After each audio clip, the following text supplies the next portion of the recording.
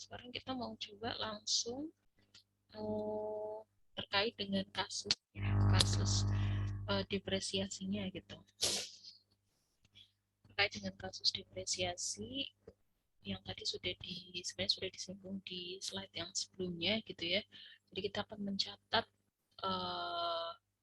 depresiasi aset gitu ya melalui akun beban depresiasi. Jadi pengakuan depresiasinya itu dicatat dalam beban depresiasi.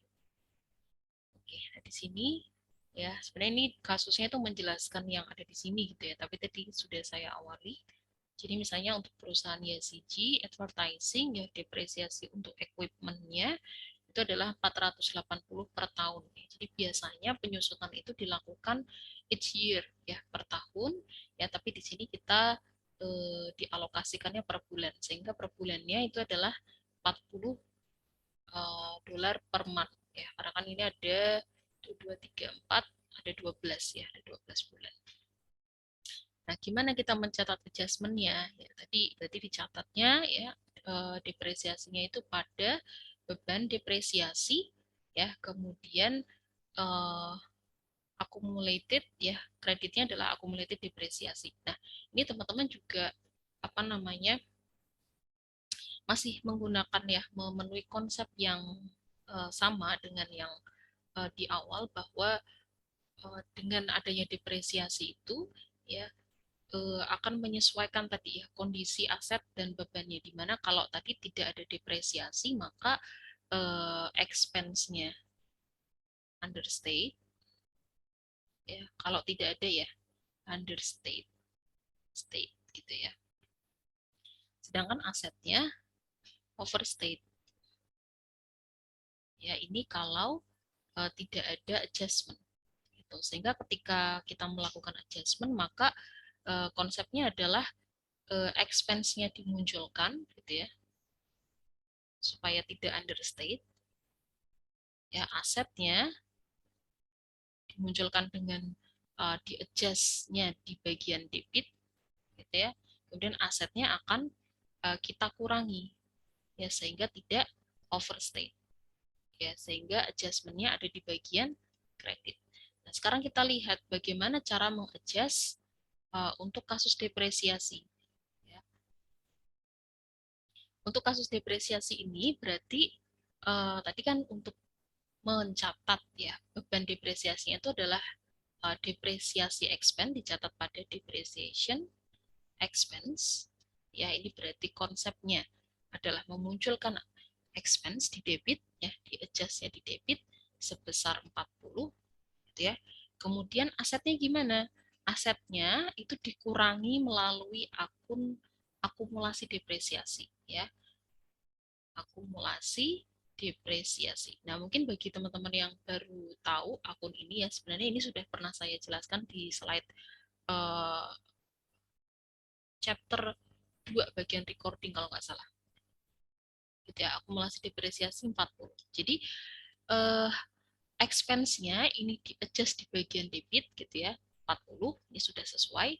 Kemudian asetnya dikurangi di bagian kredit ya, di-adjust di bagian kredit melalui akun ini, akumulasi depresiasi. Kok bisa ya dicatat di akumulasi depresiasi ini mengurangi aset ya. Jadi kalau teman-teman tahu ada akun yang namanya akumulasi depresiasi ya. Akumulasi depresiasi ini ya, ini adalah merupakan ya kelompok akun aset, tapi dia bentuknya adalah sebagai kontra aset ya, kontra aset. Mengapa disebut dengan kontra aset? Karena ya dia masuk ke kelompok aset tapi saldo normalnya adalah kredit. Ingat ya, jadi nanti selama beberapa materi ke depan itu ya, sampai menyelesaikan satu siklus akuntansi, itu akan ada beberapa akun yang sifatnya adalah kontra account, ya, namanya kontra account. Ya, kebetulan di sini, jadi kontra account itu berarti dia punya saldo normal yang berlawanan dengan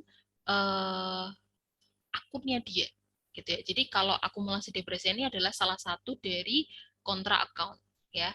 Jadi akun yang punya sifat kontra ya dari akun itu sendiri gitu ya.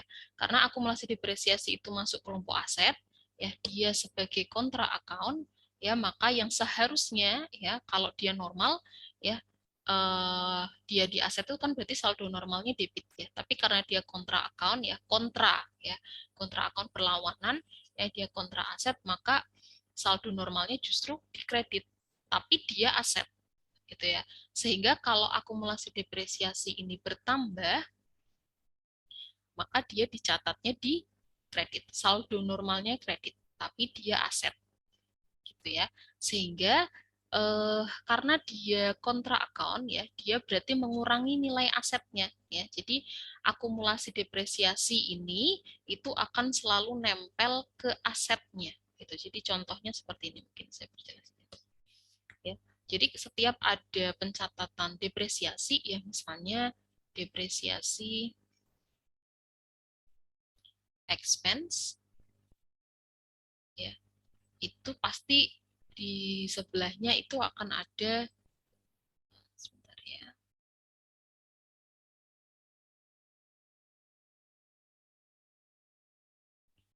depresiasi expense ini misalnya 40 ya. Kemudian yang akumulasi depresiasinya ya di kredit itu selalu akan diikuti dengan asetnya ya. Misalnya asetnya yang dikurangi adalah tadi contohnya equipment ya. Nanti kalau misalnya yang didepresiasi itu adalah misalnya mesin gitu ya, berarti akumulasi depresiasi strip mesin gitu. Karena biasanya yang didepresiasi itu kan aset di perusahaan kan banyak gitu ya. Jadi kita harus langsung menunjuk ya atau menunjukkan itu aset yang mana yang didepresiasi. Ya, berarti di sini ada depresiasi expense 40, kemudian kreditnya itu adalah akumulasi depresiasi strip equipment. Berarti di sini yang aset ya, nilainya yang berkurang itu adalah aset equipment. Ya, nilai aset yang berkurang adalah equipment sebesar berapa? Sebesar 40. Gitu. Jadi akumulasi depresiasi di sini ya ini berada di kredit, itu maksudnya adalah berarti untuk akun ya, untuk akun akumulasi depresiasinya itu bertambah ya, karena kan tadi dia sebagai kontra account ya, saldo normalnya di kredit, kalau dia ada di kredit berarti justru akun akumulasi depresiasi ini sedang bertambah atau baru muncul, dan juga dia karena di kredit ya maka dia akan mengurangi nilai asetnya gitu ya. Kalau tadi misalnya kita punya akun equipment ya, equipmentnya misalnya tadi kan nilainya kalau disesuaikan dengan ini misalnya equipmentnya itu nilainya adalah kita contohnya tadi ada nggak ya? Ini langsung penyusutannya ya. Ya, misalnya equipmentnya nilainya 100. Ya, equipmentnya nilainya 100, terus penyusutannya di bulan Oktober itu adalah 40. Ya, 40 ini berarti dikurangi dari sini ya, akumulasi depresiasi. Ya, dikurangi dari akumulasi depresiasi karena akumulasi depresiasi itu kan kontra aset. Ya, berarti dia akan mengurangi nilai asetnya.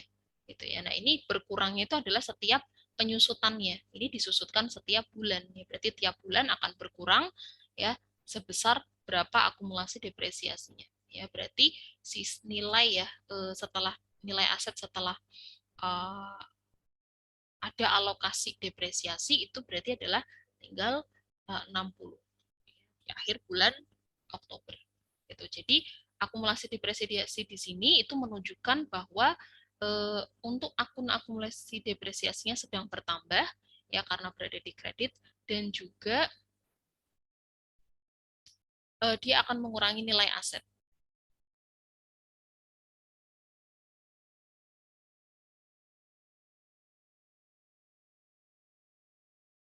Dia akan mengurangi nilai aset.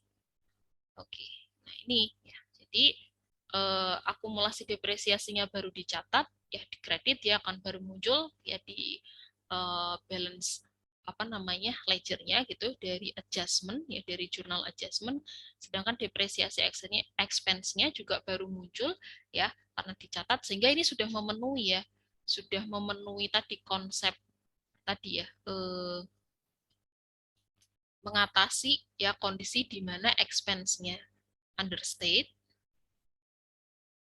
ya, kemudian asetnya overstate. Nah, kalau sudah seperti ini kan berarti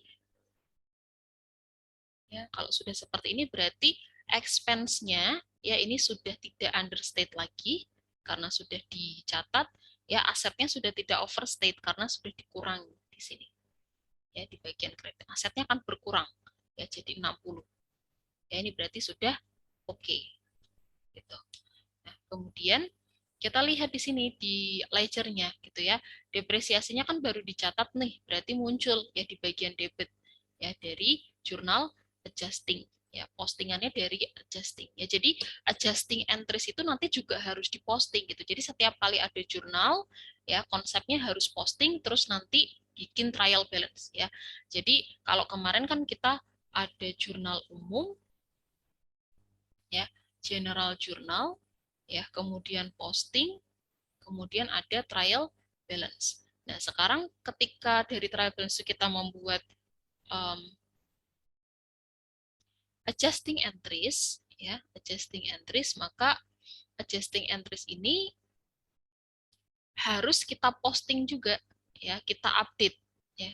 Tapi ini teman-teman jangan sampai salah ini ya, salah kira gitu. Jadi sebenarnya kalau dari siklus kan kita melihatnya dari adjusting entries langsung ke adjusted TB ya, trial balance yang sudah disesuaikan gitu. Tidak ada proses tidak ada proses posting di sini.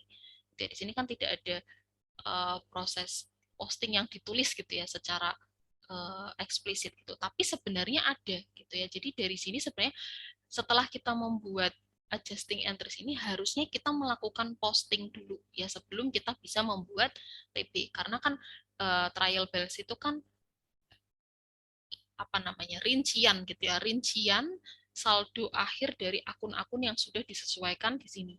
Itu berarti ini juga dibuatnya dari ledger. Maka posting yang di sini itu adalah kita bukan membuat posting baru tapi mengupdate ya buku besar yang di sini. Ya, ini kan ledger ya. Jadi buku besarnya tetap satu ya, kita buat satu buku besar untuk apa namanya, misalnya untuk akun cash ya, kita buatkan buku besarnya buku besar cash gitu ya. Kemudian nanti ketika sudah ada jurnal penyesuaian, maka postingnya itu kita konsepnya adalah mengupdate yang di sini ya, misalnya ini cash ya, buku besarnya cash, berarti kita update dari adjusting entries yang di sini ya, kita mempostingnya juga pakai buku besarnya yang di sini gitu. Bukan kita membuat buku besar baru lagi khusus untuk adjusting entries, enggak, tapi kita mengupdate yang di sini, sehingga di buku besar yang di sini yaitu akan ada jurnal dari general journal, ada dari adjusting entries, dan juga nanti kalau sudah kita melakukan closing entries itu juga ada postingan untuk closing entries gitu. Jadi di dalam satu ledger akun itu ada kita membuat kita memposting ya dari jurnal umum ya, dari jurnal penyesuaian sama jurnal penutup. Nanti kalau kita sudah belajar closing entries. Jadi sebenarnya di sini ada proses posting ya, tapi tidak secara eksplisit dibuat karena maksudnya itu adalah kita tidak membuat buku besar yang baru, tapi kita mengupdate ya dari buku besar yang pertama yang sudah kita buat. Gitu. Sehingga saldonya pun akan terupdate ya, bukan membuat saldo yang baru ya, dari saldo yang sudah dibuat di general journal tadi ya, kita update dari yang adjusting entries gitu ya.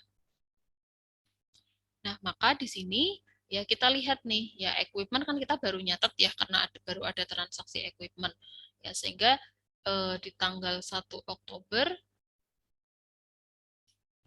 equipmentnya 5.000 ya, kemudian di tanggal 31 Oktober equipmentnya 5.000. Ini harusnya ada ini ya, akumulasi depresiasinya di sini. Sebentar. transaksi pembelian equipment-nya.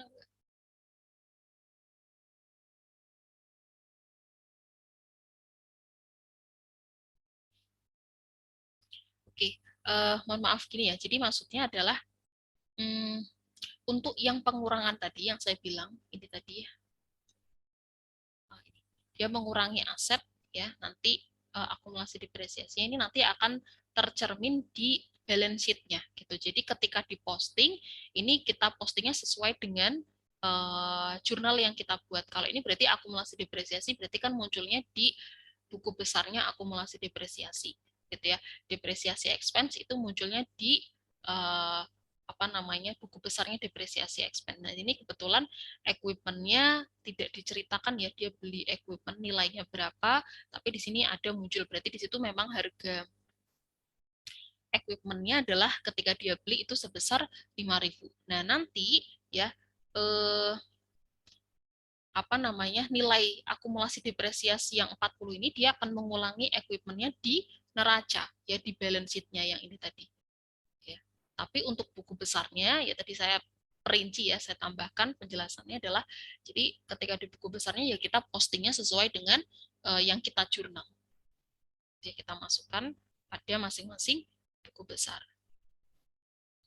Oke, ini contoh dari depresiasi ya.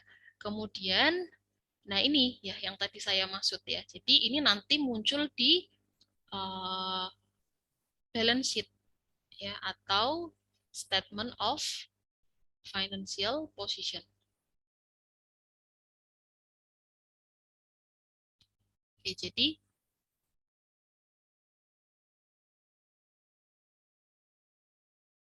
yang tadi saya bilang akumulasi depresiasi itu akan mengurangi nilai asetnya. Gitu. Jadi makanya kenapa di sini ketika membuat jurnal ya akumulasi depresiasi itu pasti disertai ya atau diiringi oleh aset yang uh, di, didepresiasikan atau disusutkan. Gitu ya. Depresiasi itu bahasa Indonesianya penyusutan. Jadi misalnya kalau di sini mesin ya berarti stripnya mesin. Kalau di sini strip yang disusutkan adalah komputer berarti stripnya komputer. Karena itu nanti akan mengurangi langsung nilai asetnya di neraca. Gitu ya. Ini kan berarti tampilan di neraca ya. Equipment dikurangi oleh akumulasi depresiasi ya strip equipment. Ya, maka nilai ya net ya net value dari uh, asetnya, net asetnya ya itu adalah 4960 ya di akhir bulan Oktober ya setelah ada alokasi penyusutan ya equipment. Nah, ini disebut dengan book value atau carrying value ya selisih antara cost ya aset yang disusutkan dengan akumulasi depresiasinya. Ya ini disebut dengan book value-nya ya atau carrying value. Itu ya. Ini nanti berarti tampilnya di neraca. Oke, ini ringkasan dari prepaid expense summary ya. Jadi tadi ada beberapa contoh beban-beban dibayar di muka ya di mana di sini sekali lagi saya ulang beban dibayar di muka itu konsepnya berarti kita sudah melaksanakan kewajiban ya. Kemudian tapi belum menerima hak ya.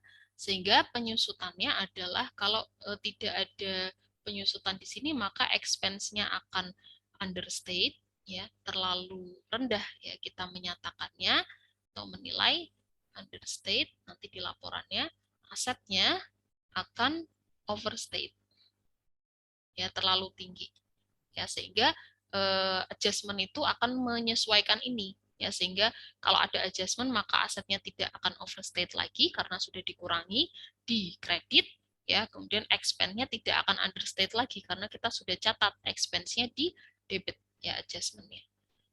Ini contoh dari private insurance tadi ada insurance, ada supplies gitu ya. Kemudian rent, advertising sama depresiasi.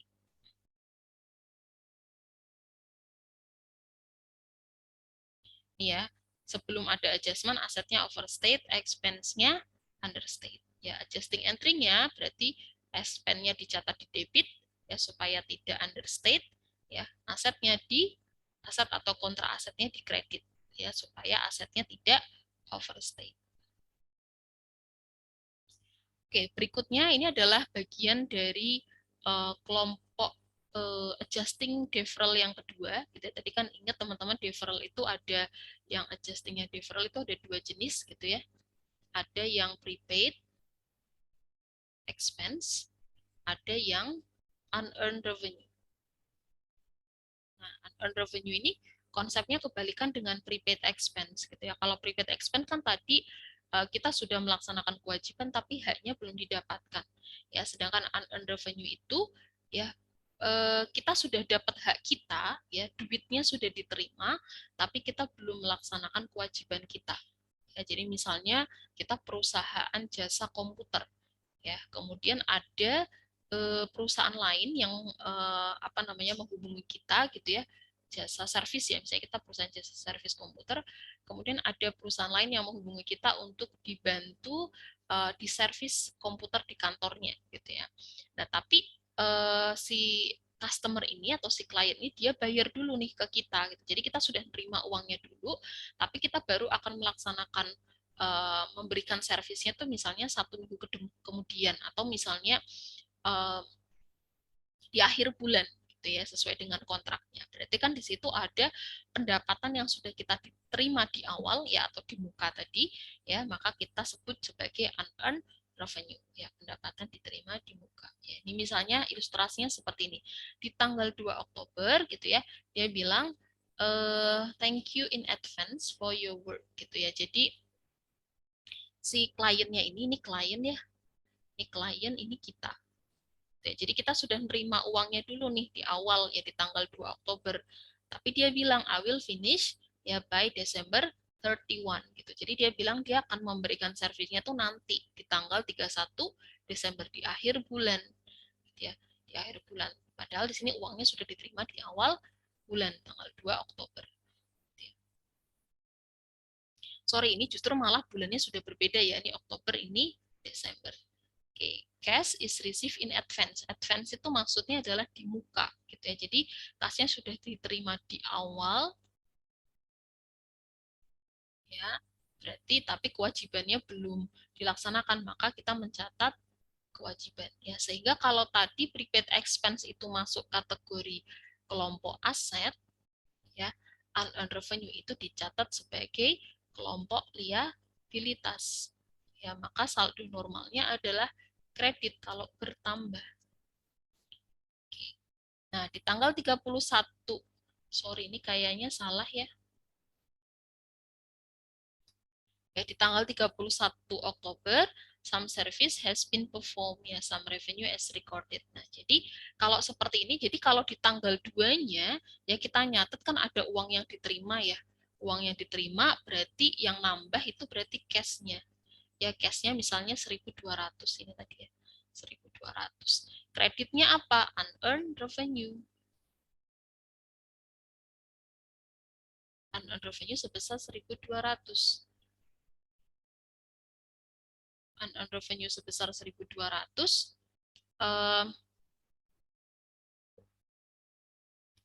itu menunjukkan berarti tadi ya unearned revenue-nya bertambah. Unearned revenue-nya bertambah karena kan dia masuk ke kelompok liabilitas. Kalau bertambah di kredit ya kita mencatat unearned revenue ya ada pendapatan diterima di muka ya, kemudian kita juga mencatat cash di debit karena ada cash yang masuk. Nah, nanti ketika tanggal 31 ini ya kita sudah memberikan jasanya ya, maka gimana ya? Adjustment-nya gimana tanggal 31 itu bagaimana kita melakukan penyesuaiannya, karena kita kan tadi kita bilang nanti ya kita akan memberikan jasanya, kemudian kita sudah memberikan jasa, bagaimana kemudian kita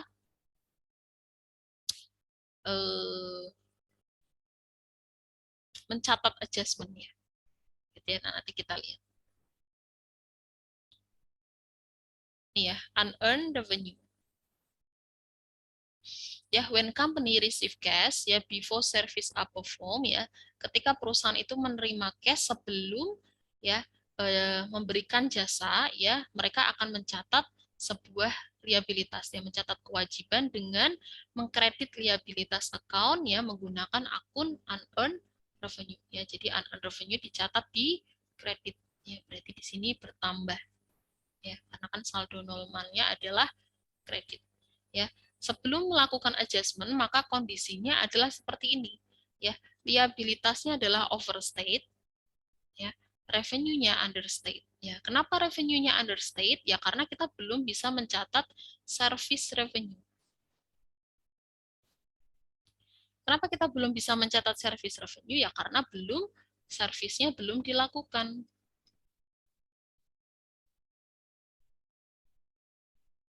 gitu ya. Ya. Jadi kita mencatat unearned revenue, ya, untuk menyatakan bahwa kita itu punya kewajiban, ya, sedangkan kita belum bisa mencatat, maka liabilitasnya overstate, ya, sedangkan kita belum bisa mencatat service revenue karena servisnya belum dilakukan sehingga revenue-nya understate, ya. Sehingga nanti ketika melakukan adjustment itu, maka liabilitasnya akan di-adjust di bagian debit, ya, sehingga tidak overstate lagi. Revenue-nya akan di-adjust di bagian kredit sehingga tidak understate lagi, ya, karena revenue kan kalau bertambah di kredit, ya, sehingga supaya tidak understate maka adjustment-nya harus di kredit, ya. Nah, sekarang kita lihat kasusnya, ya.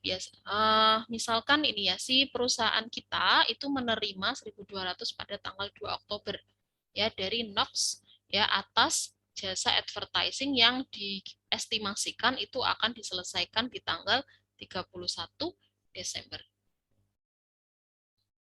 Ya, kemudian si Yasici ini akan mengkredit, ya, pembayarannya tadi, penerimaannya itu pembayaran dari si Nox tadi ke akun unearned service revenue, ya. Maka kewajiban this liability account, ya, itu akan show balance 1.200 di trial balance, ya. Jadi kalau misalkan tidak ada adjustment entries, ya, maka unearned service revenue ini, sorry, ya, unearned service revenue, ya, itu akan tetap muncul sebesar 1.200 di trial balance, ya, kalau tidak ada adjustment entries, ya. Sehingga kalau ini tetap diteruskan, gitu ya, dibuatkan laporan keuangannya, maka tadi efeknya adalah liabilitasnya overstate,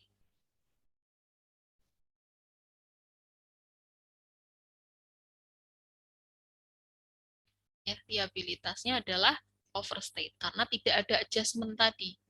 Nah, berarti sekarang kita harus membuatkan adjustment-nya supaya liabilitasnya tidak overstate.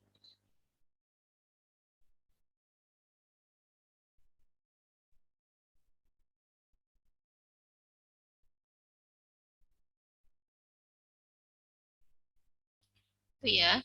Oke, gimana kita mencatatnya? Nih, ya, berarti unearned service revenue-nya kita debit, ya, service revenue-nya kita munculkan, ya, tadi, ya, konsep ini, ya. Jadi supaya tidak liabilitasnya tidak overstate, ya, maka unearned service revenue-nya akan kita adjust di bagian debit, ya, karena tadi kan konsepnya sudah uh, servisnya sudah dilakukan, gitu. Kenapa muncul unearned service revenue di kredit, ya? Kita mencatat, kan tadi mencatatnya pada tanggal 2 Oktober, cash pada unearned service revenue, ya, sebesar 1.200. Ini kan berarti menunjukkan ada cash yang masuk, ya, kemudian service revenue-nya juga bertambah. Ini berarti menunjukkan ada liabilitas yang bertambah. Karena kan ini akun liabilitas, kan. Ya, kalau ada liabilitas yang bertambah kan berarti ada kewajiban yang harus kita selesaikan atau ada kewajiban yang harus kita penuhi. Nah, nanti di tanggal 31 Oktober, ya, untuk penyesuaiannya karena ini kan periode pencatatannya bulan Oktober, gitu ya. Maka konsepnya di tanggal 31 Oktober itu kita sudah mulai, ya, memberikan jasanya, itu walaupun nanti complete-nya itu, ya, selesainya itu akan di tanggal 31 Desember, tapi tanggal 31 Oktober itu kita sudah mulai memberikan jasanya. gitu ya. Berarti kita akan membuat penyesuaiannya itu adalah tadi kita akan mengurangi liabilitasnya karena kita sudah perform service tadi ya, kita sudah memberikan jasanya, maka unearned-nya di debit ya. Nah, karena kita sudah memberikan jasanya, maka kita boleh mengakui ya sebagai pendapatan service revenue ya.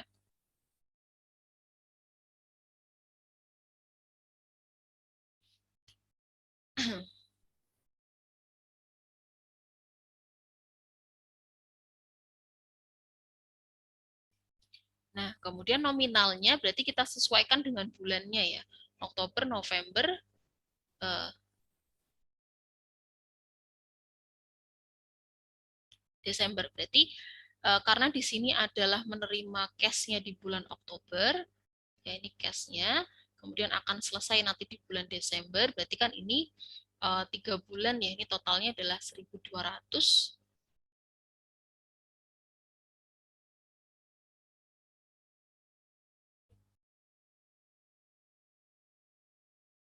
ya, dibagi dengan 3 bulan, Oktober, November, Desember, berarti setiap bulannya itu akan disesuaikan sebesar 400.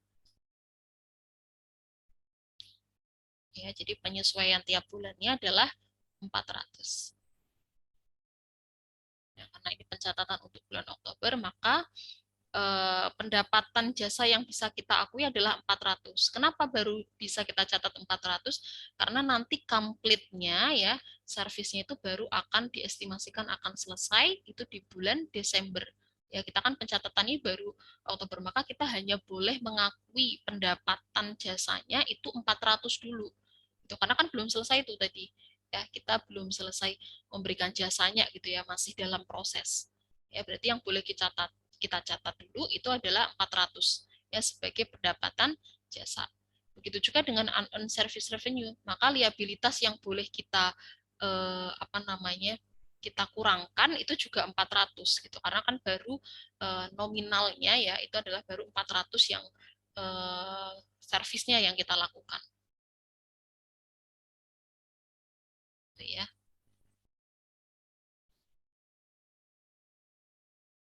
Oke, ini tampilan adjustment-nya seperti ini. Sebentar ya. Oke, selanjutnya kita masuk ke uh, ini ya tadi ya, ini ringkasannya ya. Jadi unearned revenue itu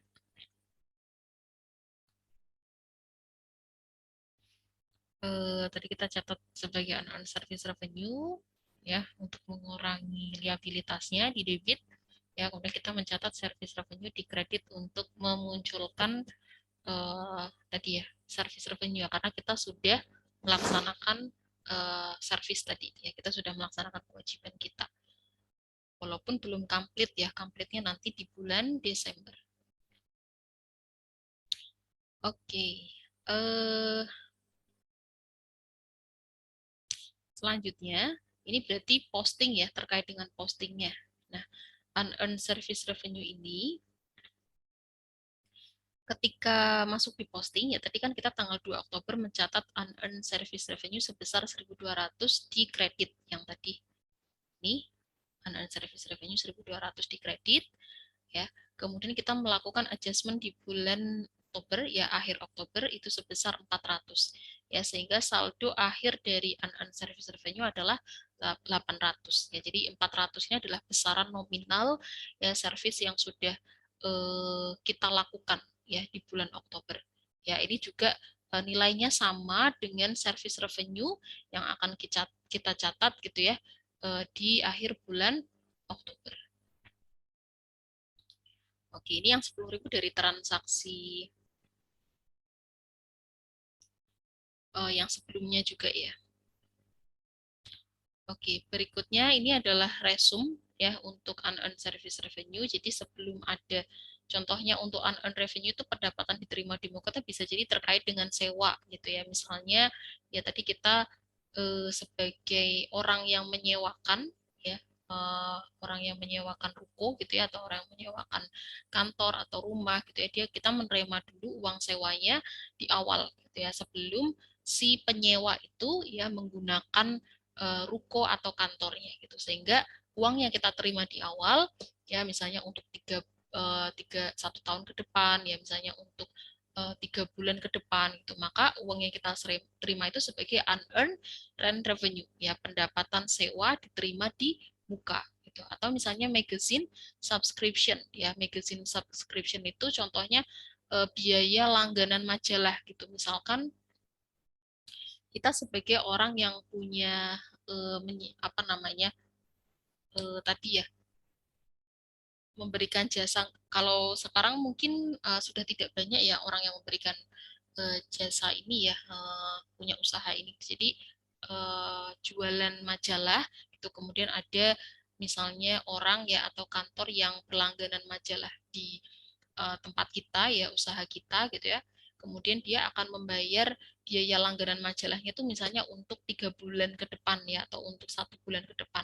Padahal 1 bulannya kan belum habis ya, atau dia baru menggunakan 1 bulan saja ya untuk majalah, langganan majalahnya gitu, sehingga uang yang kita terima ya dari langganan majalah itu ya selama 3 bulan ke depan itu sebagai unearned revenue gitu, atau customer deposit untuk future service. Kemudian ini tadi ya, kalau belum ada adjustment maka liabilitasnya akan overstate ya, karena tadi kita mencatat unearned revenue tadi gitu ya. Revenue-nya understate. Kenapa understate? Karena kita belum melaksanakan jasanya, sehingga kita belum bisa mencatat service revenue-nya ya, atau pendapatannya. Sedangkan untuk adjusting entries, ya kalau sudah ada adjustment maka liabilitasnya akan kita adjust di bagian debit sehingga tidak overstate, ya revenue-nya akan kita adjust di bagian kredit supaya tidak understate. Gitu. Oke.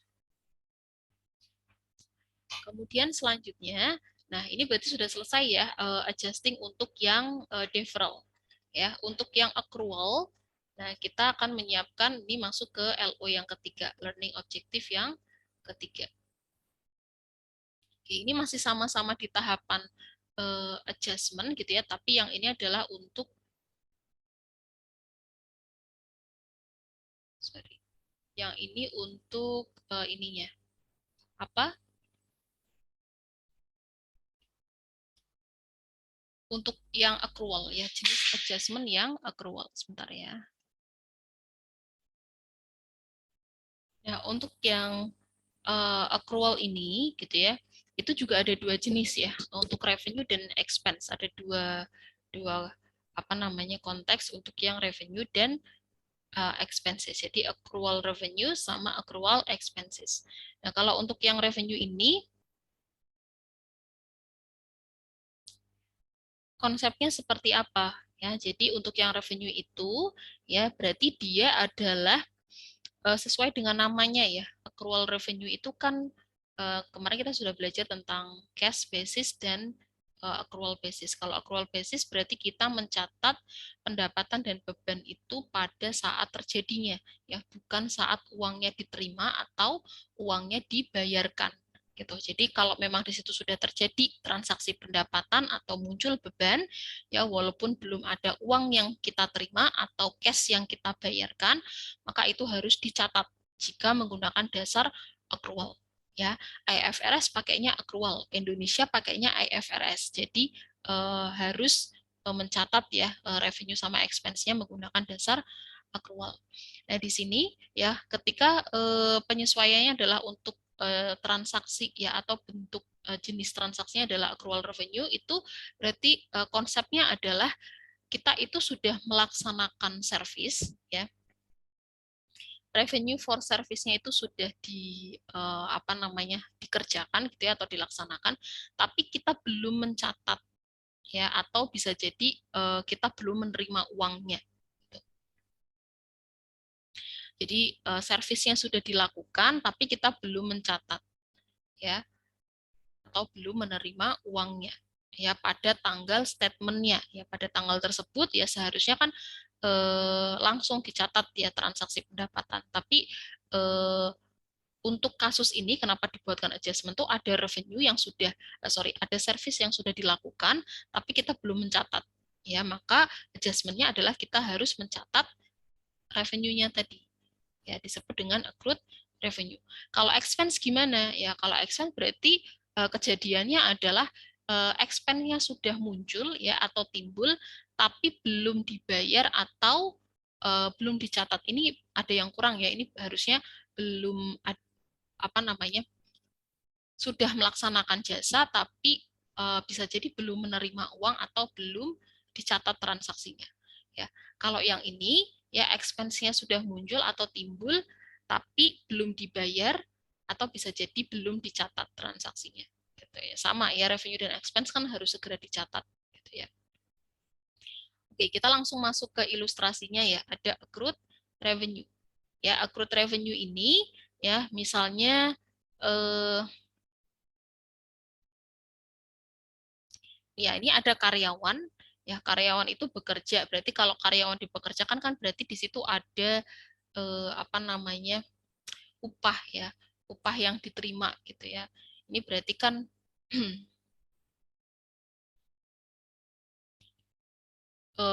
sorry, ini berarti ada karyawan yang memberikan, ini masih accrued revenue ya. Ini berarti kalau accrued revenue berarti konteksnya terkait dengan service perform ya. Berarti service perform ini berarti ada karyawan ya yang akan memberikan jasa gitu ya. Fee-nya itu 200.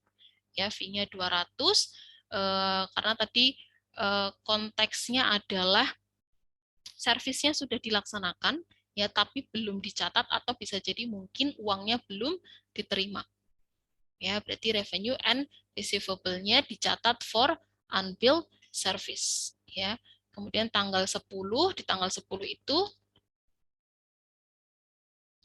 ya cash-nya diterima, ya piutangnya dikurangi. Ya, jadi di sini akan muncul kalau untuk yang accrued revenue itu akan muncul akun account receivable, yang di sini akan muncul account payable.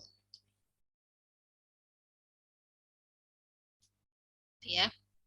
Nah, di sini sebelum ada adjustment ya dalam konsep ya kelompok transaksi accrued revenue ini, maka asetnya dan revenue-nya itu akan understate ya atau terlalu rendah dinilai ya. Aset dan revenue-nya akan terlalu rendah dinilai sehingga adjustment-nya itu ya maka kita akan mengadjust asetnya di bagian debit ya supaya asetnya tidak understate. Untuk revenue-nya kita akan mengadjust di bagian kredit ya supaya tidak terlalu rendah atau tidak understate ya. Jadi revenue-nya dimunculkan ya, asetnya juga dimunculkan. Ya, an adjusting entry ya for accrued revenue itu akan mendebit aset dan mengkredit akun revenue. Oke, contohnya langsung masuk ke sini ya. Misalnya di bulan Oktober ya si perusahaan YCG Advertising ini akan memberikan jasa nilainya 200 yang belum ditagihkan ke klien. Nah, ini tadi ya. Jadi si YCG ini sudah melaksanakan jasa ya perform ya ada ED-nya itu berarti artinya sudah ya sudah memberikan jasa. Jasanya sudah dilaksanakan. Ya, nilainya berapa? 200 yang belum ditagihkan ke klien ya sebelum tanggal 31 Oktober. Ya, jadi nilai tagihan 200 ini belum ditagihkan ke klien gitu. Artinya berarti di sini si Yasiji belum menerima uang dan belum mencatat ya. Karena belum ditagihkan kan berarti uangnya belum diterima ya atau kita juga belum mencatat ya sekaligus kita belum mencatat karena belum ada tagihan yang masuk ke klien gitu. Karena di service were not billed ya karena belum ditagihkan ya they were not recorded ya maka mereka tidak mencatat. Oke. How do you adjust for accrued revenue? Ya, maka gimana cara adjustnya? Tadi ya, kalau belum disesuaikan sebelum ada penyesuaian tadi baik aset maupun revenue-nya itu understate. Ya, maka untuk adjust-nya asetnya di-adjust di debit, ya revenue-nya di-adjust di kredit supaya tidak understate. Ya, maka di sini muncul piutang ya karena kan tadi kita sudah memberikan jasa tapi belum ditagihkan ke customer, ya berarti kita belum menerima uang atau kita juga belum mencatat transaksi itu ya karena tadi belum ada tagihan yang kita berikan ke customer atau ke klien gitu. Maka di sini muncul piutang sebesar 200 ya ketika penyesuaiannya, kemudian kita juga mencatat service revenue ketika sudah memberikan tagihannya ke apa namanya? Ke klien ya. Tapi di sini konsepnya kita belum menerima uang ya. Ini kita baru memberikan tagihannya gitu. Jadi tadi kan konsepnya adalah that were not billed ya, jadi belum ditagihkan ke klien gitu. Jadi kita sudah melaksanakan jasa tapi belum ditagihkan ke klien ya, sehingga di sini akan muncul piutang penyesuaiannya ya, asetnya di debit, di adjust di debit. Kemudian untuk yang revenue-nya ya, revenue-nya itu akan kita adjust di bagian kredit ya. Ini berarti kita mengadjust di bagian service revenue ya, sebesar 200. Kemudian ini kita akan melakukan posting ya, ini berarti revenue-nya adalah to record revenue for services performed ya, tapi ini konteksnya kita belum terima uang ya karena tidak ada cash yang masuk di sini. Jadi adjustment itu adalah kita buat saat kita sudah memberikan tagihannya ke customer gitu ya. Saat kita sudah memberikan tagihan ke customer, maka kita bisa mencatat di utang ya, kemudian kita juga bisa mencatat pendapatan jasanya ya di kredit gitu ya. Oke, kemudian ya, maka untuk proses postingnya ya kita masukkan ya piutang karena baru muncul di transaksi ini ya, dari jurnal adjustment ya, maka di sini tanggal 31 adjustment 200, kemudian balance-nya juga 200 di debit ya karena tadi kita memunculkan atau mengadjust asetnya di debit. Kemudian untuk service revenue ya, ini tadi sudah ada beberapa transaksi sebelumnya 10.000 dan 400. Kemudian ini ada transaksi untuk tanggal 31 dari adjustment entries ya, untuk yang ini 200, maka balance-nya adalah 10.600 di kredit ya. Intinya accrued revenue itu adalah kita sudah melaksanakan jasa ya tapi kita belum mencatat transaksi itu ya, atau bisa jadi kita belum menerima uangnya ya karena belum mencatat transaksi kan berarti kita nggak bisa mencatat service revenue ya kalau kita memberikan jasa ya.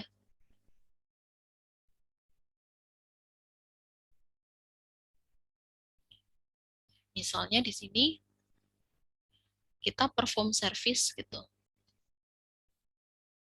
otomatis kan seharusnya kalau kita sudah memberikan jasa kita bisa mengakui service revenue, betul ya. Tapi di sini ada konteks adjustment ya. Adjustmentnya ini dibuat karena ya kita sudah melaksanakan jasa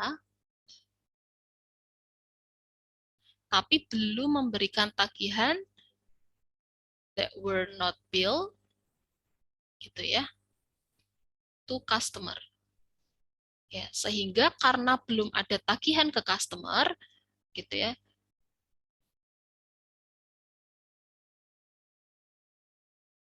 Belum ada tagihan ke customer, kita nggak bisa nih ya mencatat service revenue. Gitu. Sehingga adjustment-nya ini kita buat untuk memunculkan ini.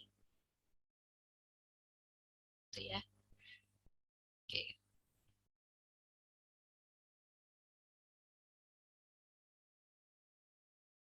Ini untuk transaksi transaksi accrued revenue ya.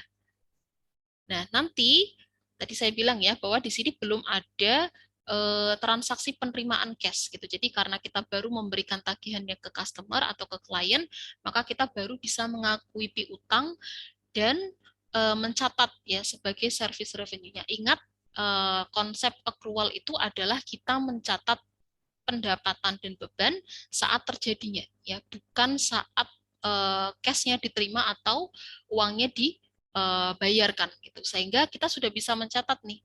Nah, ini konsep accrual akan muncul di sini. Ya, kita bisa mencatat service revenue di tanggal 31 Oktober gitu ya sebagai penyesuaian walaupun cash-nya belum diterima. Ya, service revenue sudah bisa kita catat ya, tapi kita walaupun kita belum menerima cash-nya. Itu konsep dari accrual. Nah, kemudian di sini ada lanjutan kasusnya. Di tanggal 10 November ya, si perusahaan YCG ini akan receive cash ya for the service performed ya.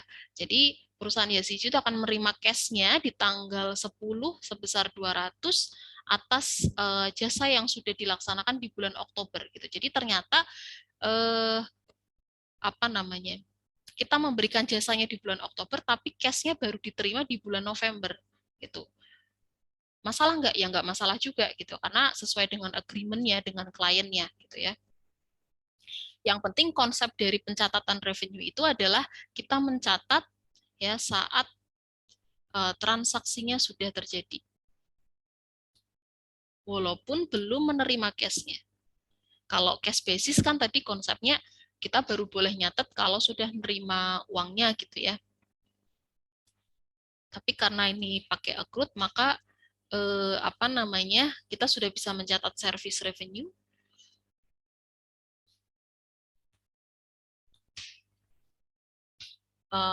di bulan Oktober ya, walaupun cash-nya diterima di bulan November.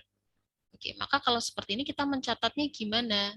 Ya, berarti kalau di tanggal 10 November ya berarti sudah catat aja cash-nya masuk sebesar 200, yang kita kredit apa? Account receivable-nya sebesar 200, piutangnya berkurang. Cash pada piutang sebesar 200. Itu ya.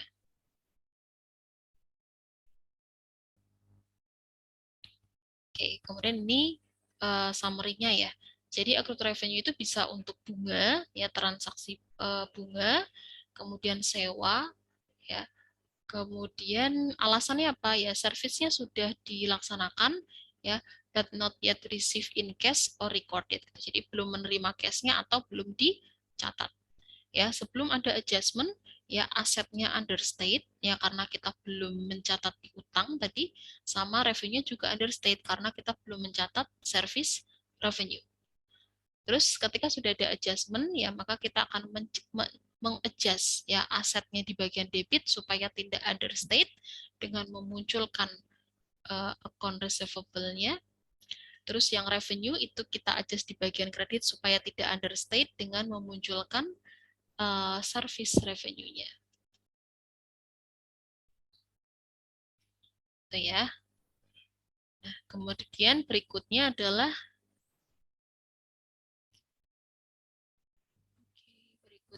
berarti kita melanjutkan terkait dengan accrued expenses ya. Tadi sudah accrued revenue, ini sekarang accrued expenses ya.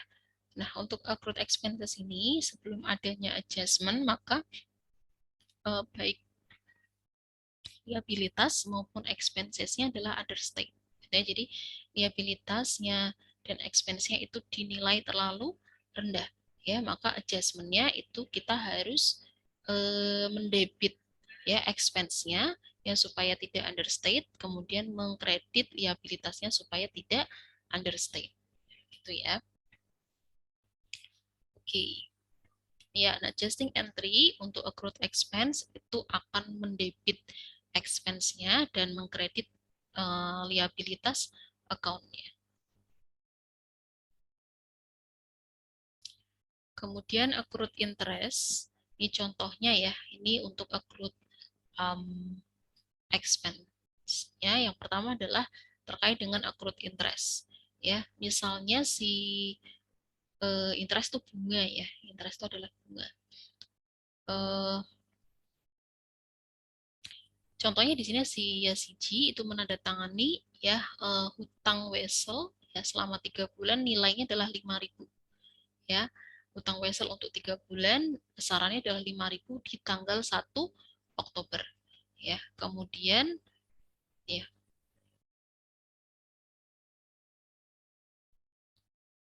kemudian uh,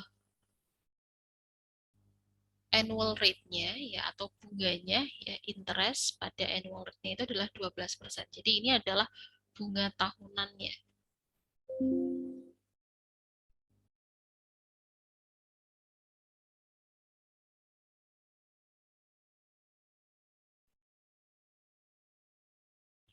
Bunga tahunannya adalah 12%.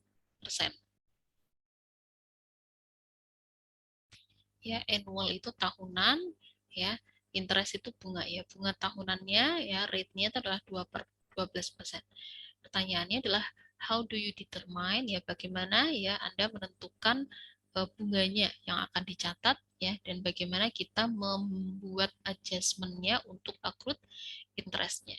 Ya, jadi accrued interest itu adalah kita melakukan adjustment untuk transaksi bunga tadi. Ya, jadi kita akan mendebit expense-nya dan mengkredit liabilitasnya. Itu ya. Oke, nah cara mencari accrued interest-nya ya berarti adalah kita menggunakan rumus ini ya, face value ya atau nilai pokok pinjamannya gitu ya.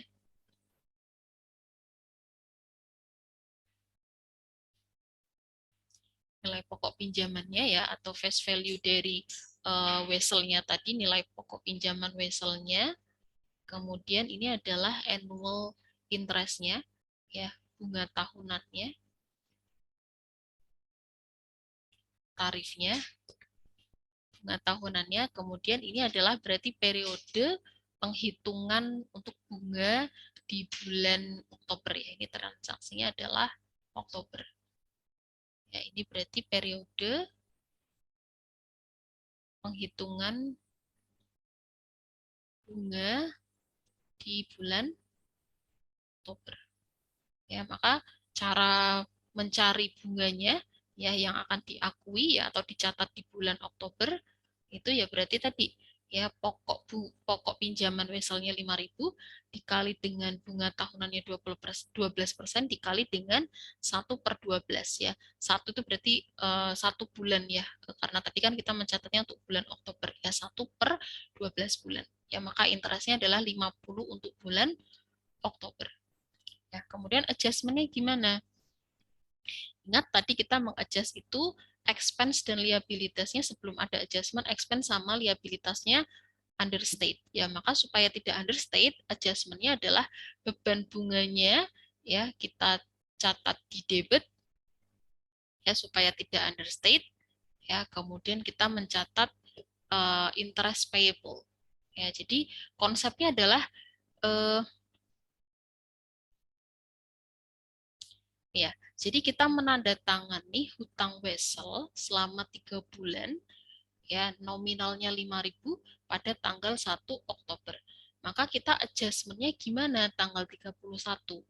Ya, tanggal 31 berarti kita mencatat beban bunga ya atas bunga yang muncul gitu ya sebesar 50 di bulan Oktober dan kita juga mencatat hutang bunga ya interest payable sebesar 50 ya untuk mencatat bunga on notes payable ya maka ini postingnya juga sama ya mengikuti ya beban bunganya baru muncul ya di transaksi ini maka di sini di tanggal 31 Oktober muncul dari adjustment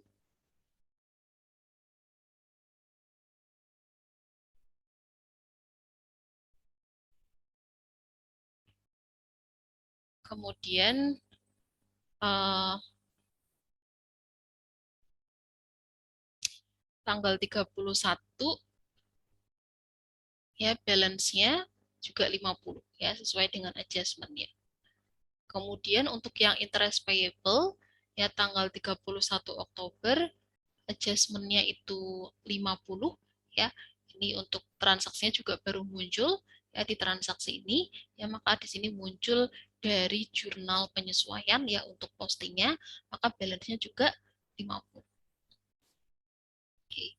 Nah, kemudian di sini transaksi contoh ilustrasi berikutnya untuk accrued expense itu selain interest itu ada accrued salaries and wage ya, atau gaji ya, upah dan gaji gitu, untuk transaksi upah dan gaji.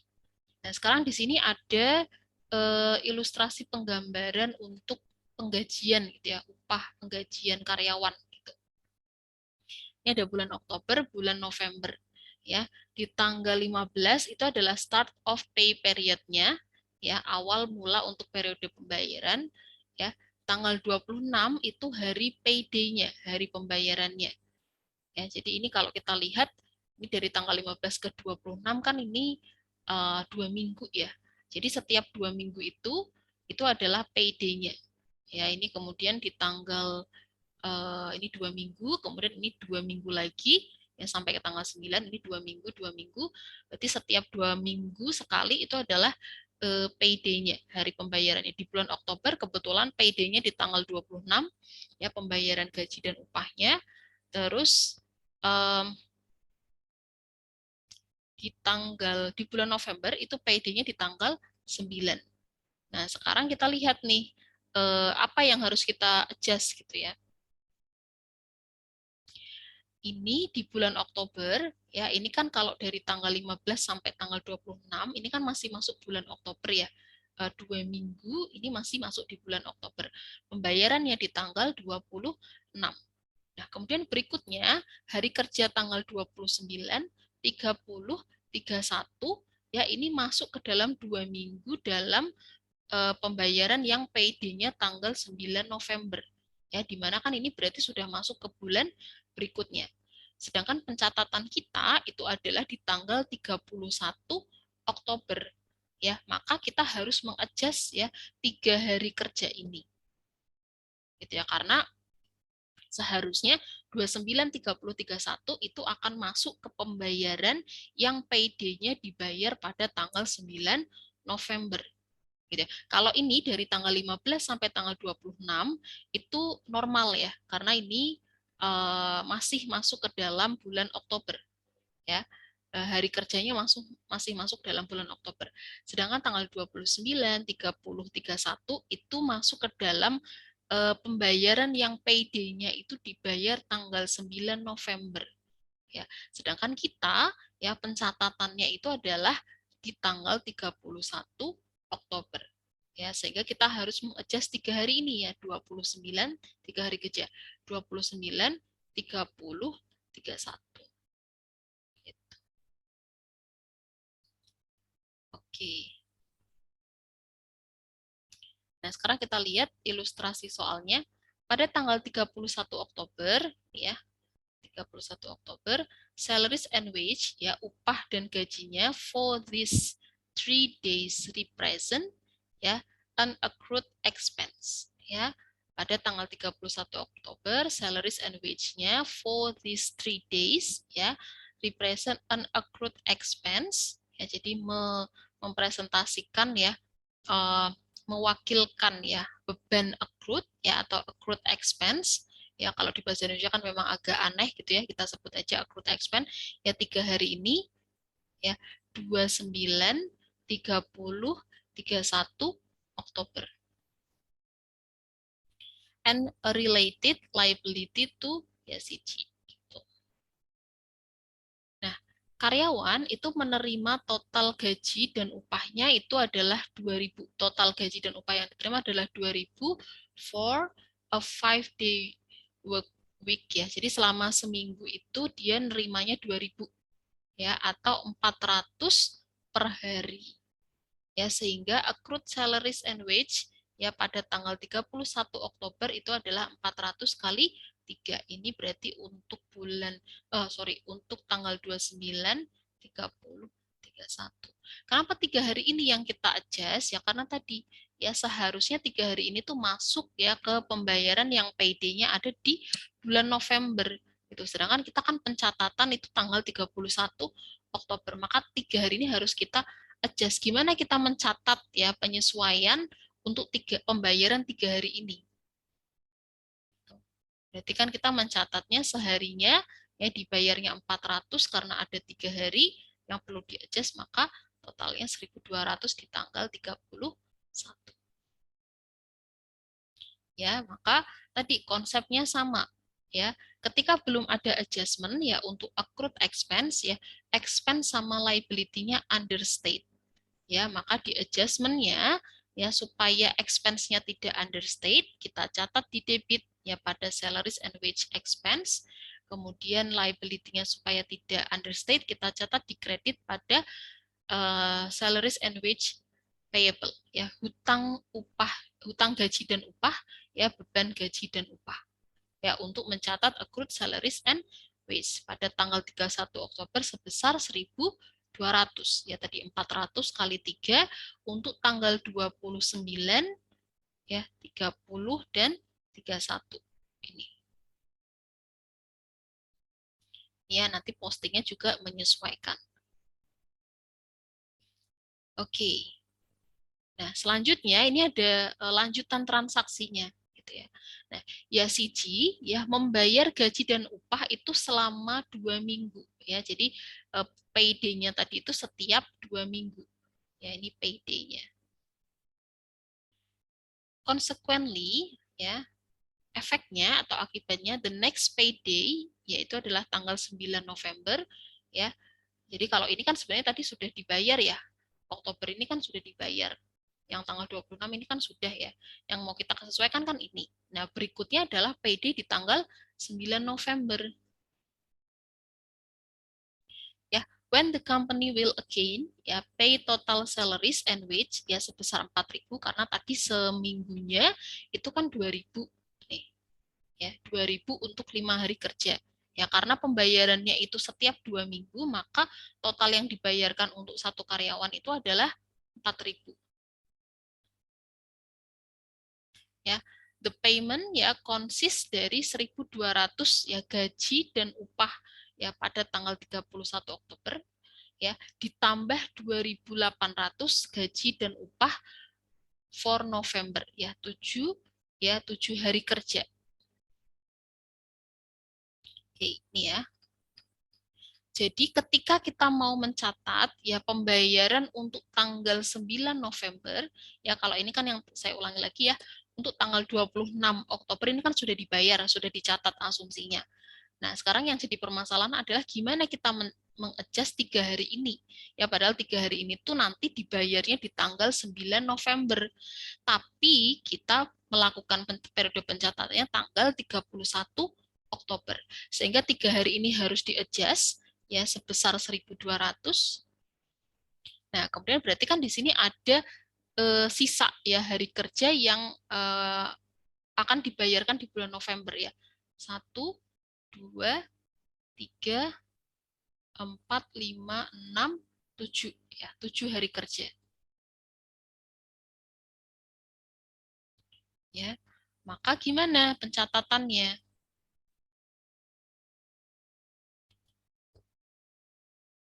Ya. Jadi pembayarannya itu terdiri dari 1.200 ya gaji yang ada di bulan Oktober 3 hari tadi ditambah 2.800 ya gaji untuk hari kerja yang ada di bulan November ya 7 hari kerja dikali satu harinya adalah 400 ya 2.800. Maka gimana kita mencatatnya di bulan November tanggal 9 ya, maka cara mencatatnya seperti ini ya. Salaries and wage payable ya dikredit sebesar 1.200. Kenapa dikredit? Ya karena tadi sudah dibayarkan di atau sudah di-adjust di bulan Oktober. Ya, tadi kan sudah di-adjust di bulan Oktober, sudah dibayarkan di-adjust ya. Di-adjust di bulan Oktober 1.200 ya, maka ketika di bulan November maka kita akan mendebit ya salaries and wage payable-nya sebesar 1.200. Kemudian sama ya, ketika kita akan ini kan konsepnya berarti pembayaran ya. Di sini sudah ada pembayaran gaji. Taunya dari mana ini? Ada cash yang dikredit. Kalau ini tadi kan kita mencatat adjustment-nya. Ya, untuk mencatat adjustment-nya. Ya, di sini belum ada pembayaran ya, baru kita memunculkan expense sama liabilitasnya.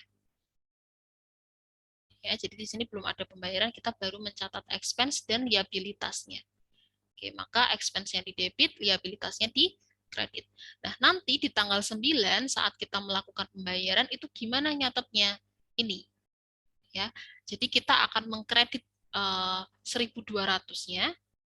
Sorry, kita akan mendebit 1.200-nya, yaitu mendebit payable-nya ya, karena sudah dibayarkan ya. Kalau sudah dibayarkan berarti hutangnya, hutang gaji dan upahnya, upah dan gaji ya sama aja, itu kan pasti akan berkurang ya.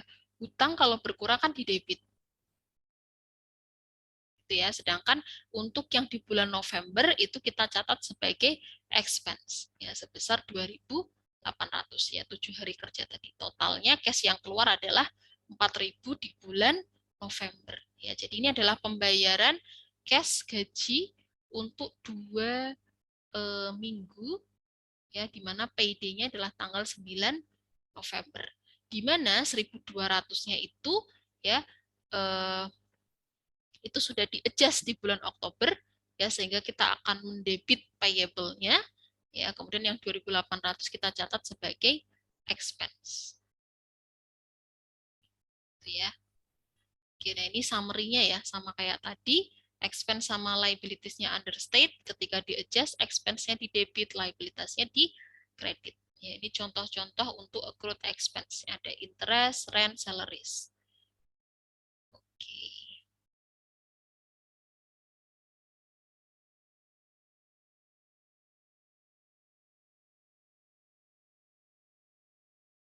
Nah, ini saya langsung ke sini ya untuk meresum. Jadi, dari semua transaksi adjustment yang sudah kita diskusikan tadi ya di slide-slide sebelumnya, ini adalah resumnya ya. Jadi, ingat ya, untuk adjustment kita punya dua kelompok ya. Yang pertama yang sifatnya deferral, ya penangguhan, dan yang accrued. Ya, yang deferral ada dua jenis ya, beban-beban dibayar di muka. Ya, artinya adalah kita sudah melaksanakan kewajiban kita tapi belum menerima hak. Ya, sehingga di situ asetnya overstate, expense-nya understate. Ya, sehingga ketika dilakukan adjustment, ya kita harus mendebit expense-nya ya supaya tidak understate, ya, memunculkan expense-nya, dan kita mengkredit aset atau kontra asetnya supaya tidak overstate, ya kita mengurangi aset. Ya. Kemudian yang contoh adjustment yang deferral yang kedua adalah unearned revenue. Ya, pendapatan diterima di muka. Berarti kita menerima dulu hak kita tapi memberikan jasanya nanti kemudian. Gitu ya. Maka di sini sebelum ada adjustment liabilitasnya overstate ya, karena kita mencatat unearned revenue tadi, kewajibannya muncul ya, karena kita sudah menerima hak duluan gitu ya, tapi kewajibannya belum dilakukan ya, maka kewajibannya dinilai terlalu tinggi. Kalau tidak ada adjustment ya, revenue-nya understate. Kenapa understate? Karena kita belum bisa mencatat service revenue ya. Kenapa belum bisa mencatat service revenue? Karena kita belum melaksanakan jasanya ya, kita sudah terima dulu uangnya tapi jasanya nanti kemudian gitu. Nah, maka adjusting entries-nya fungsinya adalah untuk mendebit liabilitas ya supaya tidak overstate dan mengkredit revenue supaya tidak understate. Nah, kemudian berikutnya ya, tipe adjustment yang kedua yang accrued tuh ada accrued revenue sama expense ya. Kalau accrued revenue intinya kita sudah melaksanakan jasanya ya, memberikan jasa ke klien tapi kita belum mencatat atau belum menerima uangnya. Kalau yang expense itu bebannya sudah muncul tapi belum dibayar atau belum dicatat. Ya, ini tadi ya konsepnya yang barusan saya jelaskan. Kalau yang accrued revenue berarti asetnya understate, ya, revenue-nya juga understate. Ya, maka adjusting entries-nya itu adalah dengan mendebit asetnya supaya tidak understate, kemudian mengkredit revenue-nya ya supaya tidak understate. Yang accrued juga seperti itu ya. Kalau tidak ada adjustment maka expense-nya understate, liabilitasnya understate. Maka adjustment-nya harus bisa mengatasi masalah ini gitu ya. Maka supaya tidak understate, expense-nya di debit ya, liabilitasnya supaya tidak understate maka liabilitasnya ditaruh di kredit. Oke, ini ringkasan dari apa namanya adjusting entries-nya yang tadi kita buat ya. Nah, kalau teman-teman perhatikan di sini yang berbeda dari general journal yang kita buat adalah di sini tetap namanya general journal ya.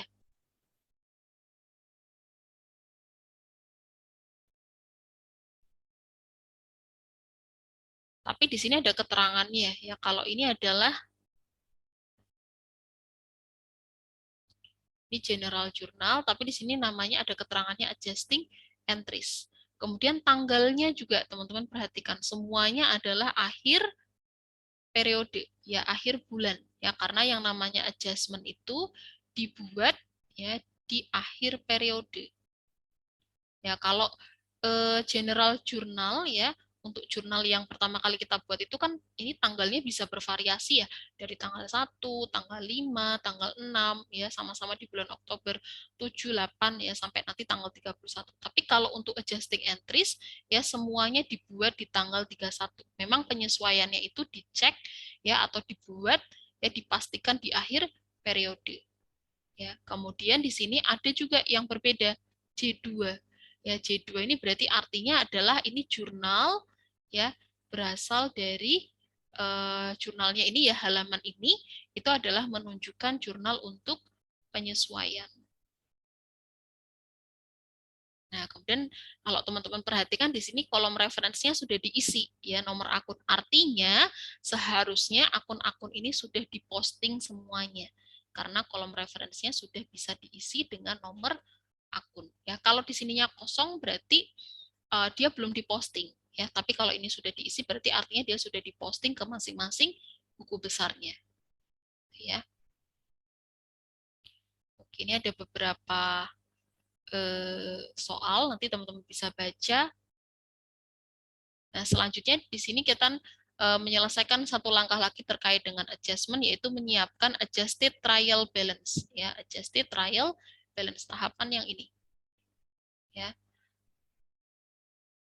ya setelah kita membuat adjusting entries, maka kita harus menyiapkan juga ya daftar ya saldo-saldo dari akun-akun ya, list ya dari saldo akun-akun yang sudah disesuaikan. Ya, listnya itu namanya adalah ini ya adjusted TB ya adjusted trial balance ya di mana sebelum ada proses ini ingat tadi harus ada posting ya walaupun di sini tidak disebutkan ya tapi setelah adjusting entries maka dia harus diposting dulu ke sini ya ini dari sini harus diposting ke sini ya baru nanti di sini kan muncul saldo akhir akun yang sudah ada penyesuaiannya baru nanti di sini akan dimunculkan di sini jadi intinya proses posting tadi adalah kita tidak membuat buku besar yang baru, tapi mengupdate buku besar yang sudah kita buat sebelumnya. Ya, atas saldo-saldo yang sudah kita posting dari jurnal yang awal. Itu ya. Kemudian,